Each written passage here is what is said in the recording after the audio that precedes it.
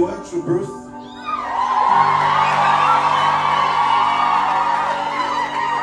Abantu bakunda kunyita Bruce Melody.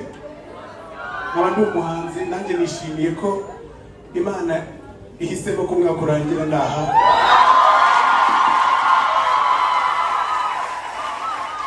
Hashize igihe kinini, imyaka myinshi ntabasha gusoreza umwaka mu rusengero, ariko ni kubundi byatangiye niko twarezwe.